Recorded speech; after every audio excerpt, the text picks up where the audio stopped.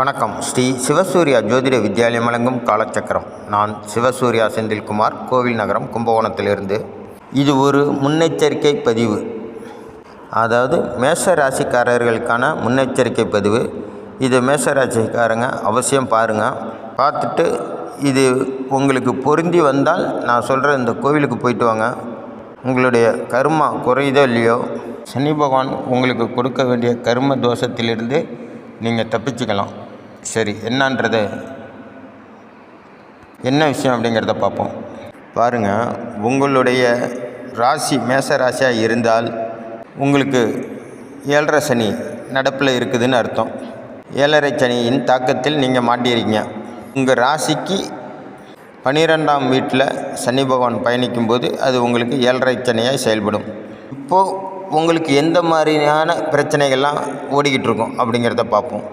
நீங்கள் அஸ்வினி நட்சத்திரத்தில் பிறந்திருந்தால், உங்கள் ஜென்ம நட்சத்திரம் அஸ்வினி நட்சத்திரமாக இருந்தால், மைத்திரத்தாரைக்கு சொந்தக்காரரான சனி பகவான் உங்களுடைய வதை நட்சத்திரத்தில் பயணித்திருக்கும் பொழுது, அதாவது புரட்டாதி 4ஆம் பாதத்தில் அவர் பயணித்து வந்திருப்பார். அதாவது மீனராசி மண்டலத்தில் தானே புரட்டாதி 4ஆம் பாதம் இருக்குது. அந்த பாதத்தில் அவர் பயணித்து வந்திருக்கும் பொழுது நீங்கள் கண்டிப்பாக ஒரு முறையாவது போலீஸ் ஸ்டேஷன் போயிட்டு வந்திருப்பீங்க. கோர்ட்டு கேஸு, போலீஸ் ஸ்டேஷன், வம்பு வழக்கு, அடிதடி இதையெல்லாம் கடந்து வந்திருப்பீங்க. அப்படி இல்லைன்னா குடும்பத்துக்குள்ளேயே சண்டை சச்சரவு, பிரிவினை, குடும்பத்தை விட்டு பிரிஞ்சு போகிறது, தனி குடித்தனம் போகிறது, இதெல்லாம் நடந்திருக்கும். இதெல்லாம் கடந்து வந்து அப்பாடான நீங்கள் பெருமூச்சு விடலாம் அப்படின்னு பார்த்தா இப்போ முடியாது. என்ன காரணம்னு பார்த்தீங்கன்னா, இப்போ சனி பகவான் தன்னுடைய கர்ம நட்சத்திரத்திலே பயணிக்கிறார். இந்த நட்சத்திரத்தில் அவர் பயணிக்கும்போது தன்னுடைய கர்ம வினைகளை ஜாதகர் மேல் திணிப்பார். அதாவது அஸ்வினி நட்சத்திரத்தில் பிறந்தவங்க மேலே கண்டிப்பாக அதை திணிப்பார். அதே போல் இந்த மீனராசி மண்டலத்திலேயே இந்த உத்திரட்டாதி நட்சத்திரத்தில் பிறந்தவர்கள், உத்திரட்டாதி நட்சத்திரத்தை ஜென்ம நட்சத்திரமாக கொண்டு பிறந்தவர்களுக்கு கடுமையான தோஷத்தை ஏற்படுத்துவார். உங்களுடைய பிறப்பு ஜாதகத்தில், அதாவது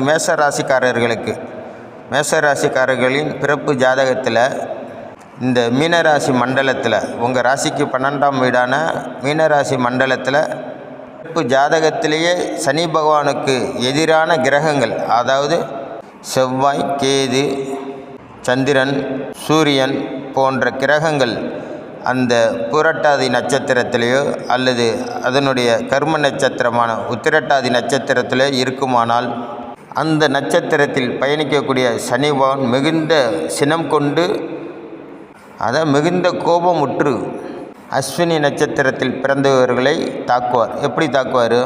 நீங்கள் இப்போ ஒரு வண்டியில் போகிறீங்க. நீங்கள் வண்டியில் போயிட்டுருக்கும்போது உங்களுக்கு பிடிக்காத ஒரு நபர், உங்களுடைய பரம எதிரி, இல்லது உங்களை கோபமூட்டக்கூடிய ஒரு நபர், உங்களுக்கு பிடிக்காத ஒரு நபர் குறுக்க வந்து வண்டியை நிப்பாட்டுறாரு, இல்லை உங்கள் வண்டிக்கு முன்னாடி வந்து உங்களை மறைச்சிக்கிட்டு நிற்கிறாரு அப்படின்னா உங்களுக்கு எவ்வளோ கோபம் வரும்? ஒன்று அவன் மேலே வண்டியை விட்டு தூக்கிட்டு போயிடுவீங்க, இல்லைன்னா அவனை அடித்து போட்டுட்டு போயிடுவீங்க. இல்லை நீங்கள் நடந்து போகிறீங்க, உங்களுக்கு இடையூறு பண்ணுற மாதிரியே உங்களுடைய எதிரி வந்து குறுக்க நின்று உங்களை மறைச்சா, நடக்க விடாத அளவுக்கு மறைச்சா உங்களுக்கு எவ்வளோ கோபம் வரும்? இதே கான்செப்ட் தான் கிரக மண்டலத்தில். அதுவும் தன்னுடைய கர்ம நட்சத்திரமான உத்திரட்டாதி நட்சத்திரத்தில் 15 பாகை 25 கலையில் பயணித்திட்ருக்காரு.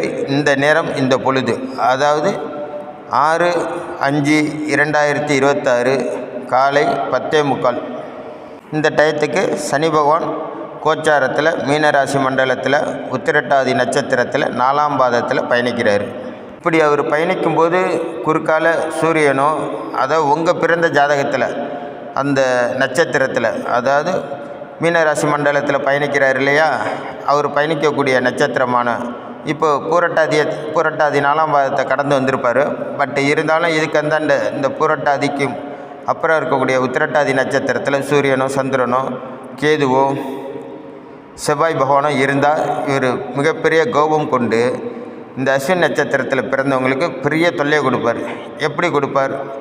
அஸ்வினி நட்சத்திரத்துக்காரர்களின் தகப்பனாரான, அல்லது சூரியன் நின்னா தகப்பனார்னால பிரச்சனைகளை உண்டு பண்ணுவார் சனி பகவான். சந்திரன் நின்னா தாயினால் பிரச்சனைகளை உண்டு பண்ணுவார். செவ்வாய் நின்றால் தன் கூட பிறந்த உடன் பிறந்த சகோதர சகோதரிகளாலேயும் வம்பு வழக்குகளை பிரிவினைய இரத்த காயத்தை ஏற்படுத்துவார்.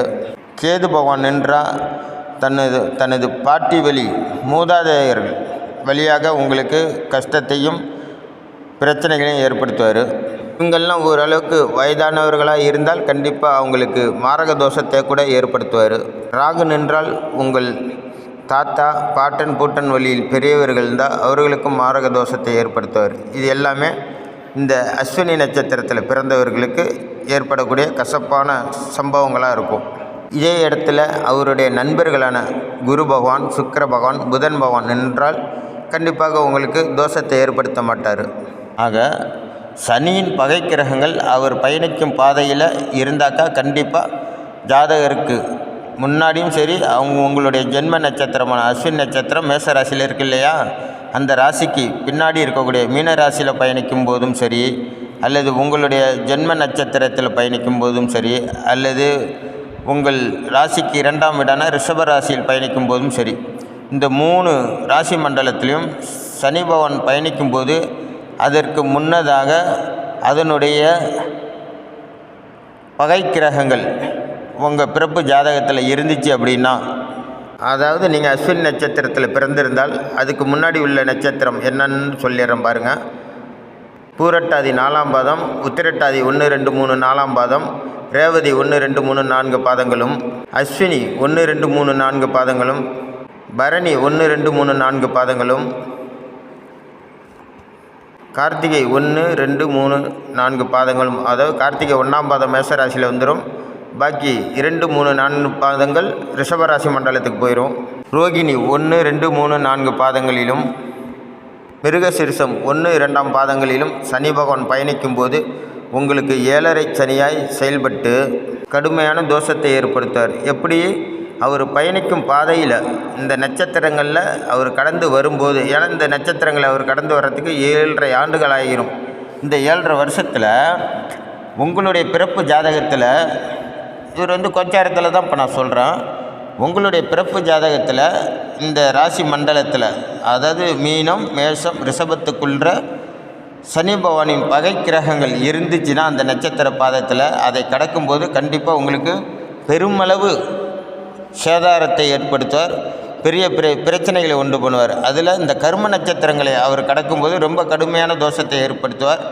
இப்போது மீனராசி மண்டலத்தில் உத்திரட்டாதி நட்சத்திரம் என்பது கர்ம நட்சத்திரம், மேசராசி மண்டலத்தில் அஸ்வினி நட்சத்திரம் என்பது கர்ம நட்சத்திரம், ரிஷபராசி மண்டலத்தில் மிருகசீரிஷம் என்பது கர்ம நட்சத்திரம். இந்த நட்சத்திரத்தெல்லாம் கடக்கும்போது கண்டிப்பாக உங்களுக்கு 7.5 ஆண்டுகளுக்குள்ளே இதை கடப்பார். இதை கடக்கும்போது, இந்த கர்ம நட்சத்திரத்தை கடக்கும்போது உங்களுடைய கர்மாவை, அதாவது நீங்கள் வாங்கி வந்த கர்மாவுக்கு தக்க பலன்களை கொடுத்துட்டு போவார். இந்த கர்ம நட்சத்திரத்தில் அவர் பயணிக்கும்போது குறுக்கால உங்கள் ஜென்ம ஜாதகத்தில், அதாவது நீங்கள் பிறந்த ஜாதகத்தில் அவருக்கான பகை கிரகங்கள் இருந்துச்சுனாலும், அல்லது உங்களுடைய லக்கணத்துக்கான பகை கிரகங்கள் இருந்தாலும் அதுக்கான தோஷம், அதுக்கான பிரச்சனை என்பது விஸ்வரூபமாக இருக்கும். ரொம்ப பெருசாக இருக்கும். உங்களால் நினச்சி பார்க்க முடியாத சில விஷயங்களை, உங்களால் தீர்க்கவே முடியாத பிரச்சனைகளை உண்டு பண்ணிடுவார். சரி, இந்த ராசி மண்டலத்தில் அவருடைய நட்பு கிரகமான புதனோ சுக்கிரனோ குரு பகவானோ இருந்துட்டால் கண்டிப்பாக நீங்கள் பெருமளவு தோஷத்திலேருந்து தப்பிச்சிடலாம். இப்போதைய சூழ்நிலையில் சனி பகவான் உத்திராடம் சரிங்க, தவறாகவே வந்துட்டுருக்கு. உத்திரட்டாதி 4ஆம் பாதத்தில் பயணிக்கிறார். 15 பாகை 26 கலையில் பயணிச்சிட்ருக்காரு. அடுத்தடுத்த மாதங்களில் ரேவதி நட்சத்திரத்தில் பயணிப்பார். அப்புறம் அஸ்வினியில் பயணிப்பார். அஸ்வினி அப்படிங்கிறது மேசராசி மண்டலத்தில் உள்ள கர்ம நட்சத்திரம். அப்புறம் பரணி நட்சத்திரத்தில் பயணிப்பார். அப்புறம் கார்த்திகை நட்சத்திரத்தில் பயணிப்பார். அதுக்கப்புறம் ரோகிணியில் பயணிப்பார். அப்புறம் மிருகசீரிஷத்தில் 2ஆம் பாதம் பயணத்தை முடிக்கும்போது 7.5 ஆண்டுகள் முழுமையாயிரும்.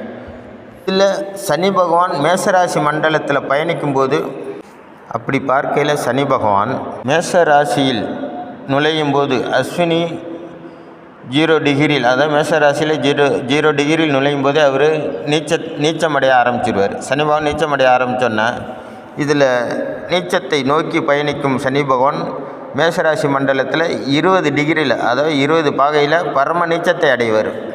ஏன் அப்படின்னு பார்த்தீங்கன்னா சூரிய பகவான் அங்கே எப்படி பரம உச்சத்தை அடைகிறாரோ அதுக்கு நேர் எதிரான கிரகம் அப்படிங்கிறனால அந்த இடத்துல சனி பகவான் 0 டிகிரியில் தன்னுடைய நீச்சத்தன்மையை துவக்கி 20 டிகிரியில் பரம நீச்சமாகி 30 டிகிரியில் தன்னுடைய நீச்சத்தை படிப்படியாக குறைத்து 30 டிகிரி வரும்போது தன்னுடைய இயல்பு நிலைக்கு வந்துடுவார். இப்போது இந்த சனி பகவானவர் மேசராசியில் பயணிக்கும்போது இந்த மேசராசிக்காரர்களுக்கு பெரும்பாலும் தொந்தரவு இருக்காது. அந்த ஜென்ம ராசியில் மேசராசியில் சனி பகவான் பயணிக்கும்போது மேசராசிக்காரங்களுக்கு பெரும்பாலும் தொந்தரவு இருக்காது. அதே வேளையில் அங்கே தனது நட்பு கிரகமான குருவோ சுக்கிரனோ புதனோ இருந்தால் கண்டிப்பாக அவர்கள் மூலமாக 50% உங்களுக்கு பாதிப்பை ஏற்படுத்துவார் சனி பகவான். இதே நேரத்தில் தன்னுடைய எதிரி கிரகமான சூரியன் செவ்வாய் சந்திரன் நின்றால் கண்டிப்பாக உங்களுக்கு நன்மைகளையே ஏற்படுத்துவார் சனி பகவான்.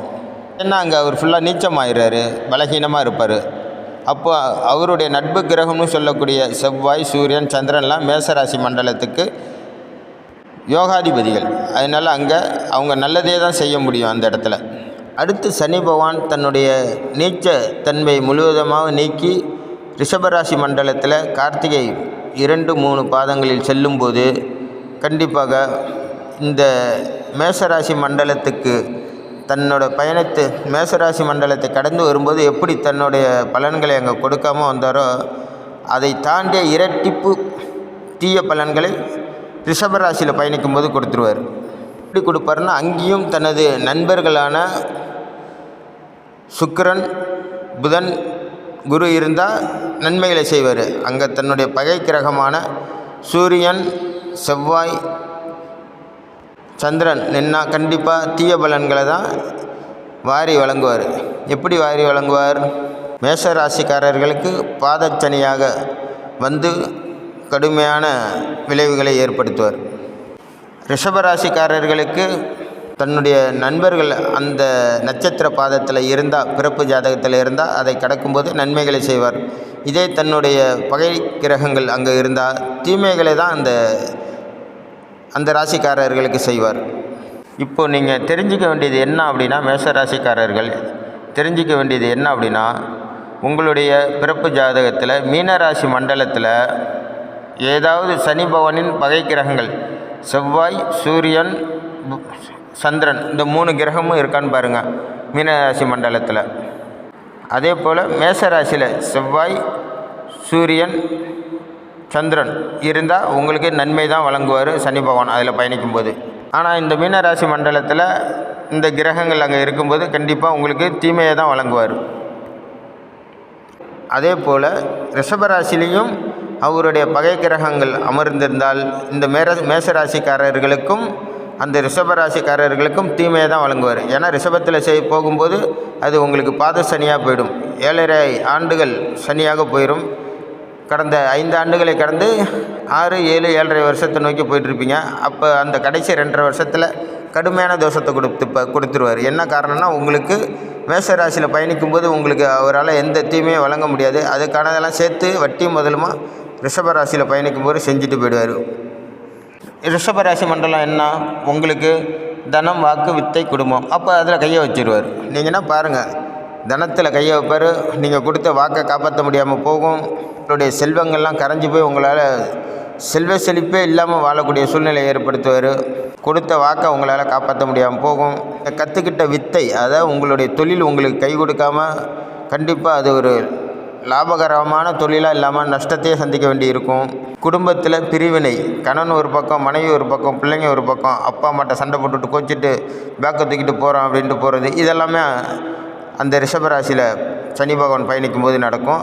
அங்கே எப்படி பயணிக்கும்போது அப்படின்னா அவருடைய பகை கிரகங்கள் அவர் பயணிக்கும் நட்சத்திர பாதத்தில் அமரும்போது கண்டிப்பாக இந்த பிரச்சனையெல்லாம் ஏற்படும். அவர் கடந்து வரும் பாதையில் தன்னுடைய உத்திரட்டாதி நட்சத்திரம் கர்ம நட்சத்திரத்தில் பயணிக்கும் போதும் சரி, மேஷராசி மண்டலத்தில் அஸ்வின் நட்சத்திரத்தில் கர்ம நட்சத்திரம் அஸ்வின் நட்சத்திரம் அதில் பயணிக்கும்போது அவர் நீச்சம் மாறதுனால உங்களுக்கு பெருமளவு தொந்தரவு இருக்காது. அதே ரிஷபராசி மண்டலத்தில் மிருகசீரிஷத்தில் அது ஒரு கர்ம நட்சத்திரம் அதில் பயணிக்கும் போதும் உங்களுக்கு பிரச்சனைகளை அதிகப்படியாக ஏற்படுத்துவார். அந்த ஜாதகருக்கும் அதாவது இந்த ரிஷபராசியிலையும் பிறந்தவர்களும் அந்த பிரச்சனையை ஏற்படுத்துவார். மிருகசீரிஷ நட்சத்திரத்தில் பிறந்தவங்களுக்கும் ஏற்படுத்துவார். இப்படி பலவாறாக பிரச்சனையை ஏற்படுத்துவார். அடுத்து பார்த்திங்கன்னா பரணி நட்சத்திரத்தில் பிறந்தவங்க, மேசராசி மண்டலத்தில் பரணி நட்சத்திரத்தில் பிறந்தவங்களுக்கு அந்த பரணி நட்சத்திரத்துக்கு வதை நட்சத்திரமான 7வது நட்சத்திரத்தில் சனி பகவான் பயணிக்கிறார். இப்போது உத்திரட்டாதி நட்சத்திரத்தில்.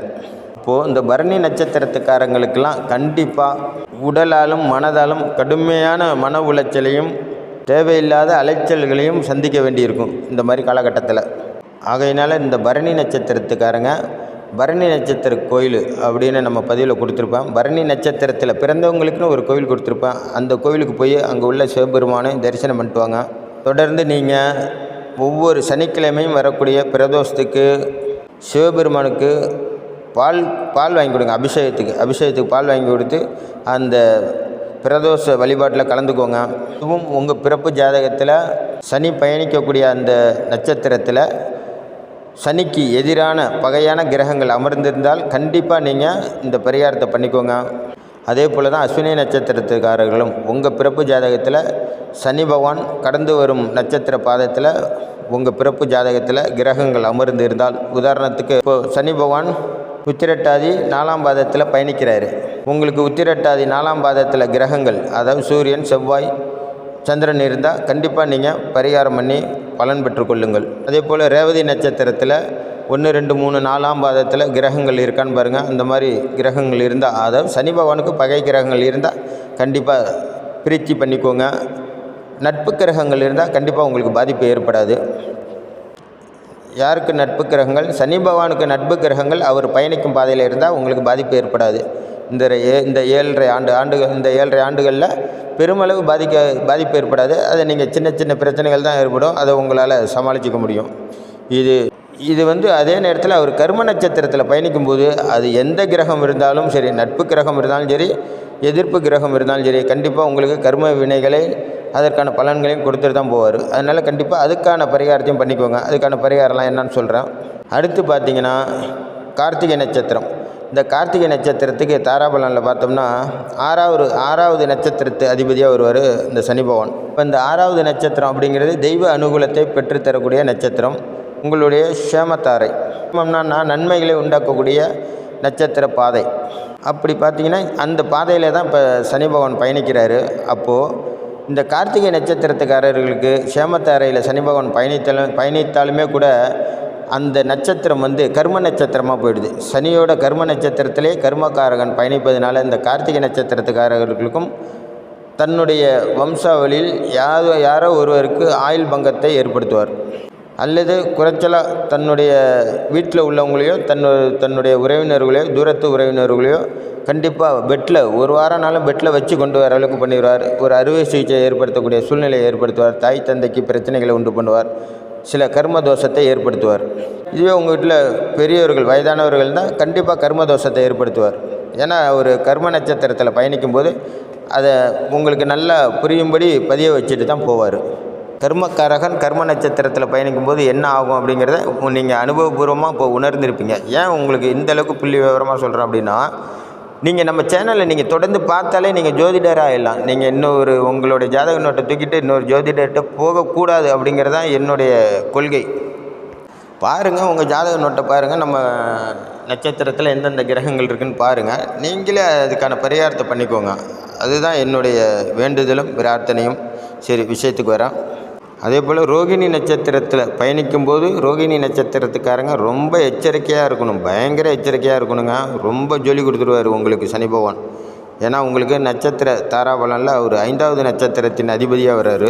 அடுத்து மிருகசீரிஷ நட்சத்திரத்தில் பயணிக்கும்போது மிருகசீரிஷ நட்சத்திரத்துக்காரங்களுக்கு சேமத்தாரை நட்சத்திரத்தின் அதிபதியாக வருவார். ஆகையினால உங்களுக்கு ஒன்றும் பிரச்சனை இல்லை. ஏன்னா உங்களுக்கு இந்த 7.5 சனி ஆரம்பம் அப்படிங்கிறது கிட்டத்தட்ட இன்னும் 2 ஆண்டுகள் இருக்குது. அதனால் அது அப்புறம் பார்ப்போம். இப்போதைக்கு மேஷ ராசிக்காரர்களுக்கும் மீன ராசிக்காரர்களுக்கும் பார்ப்போம்.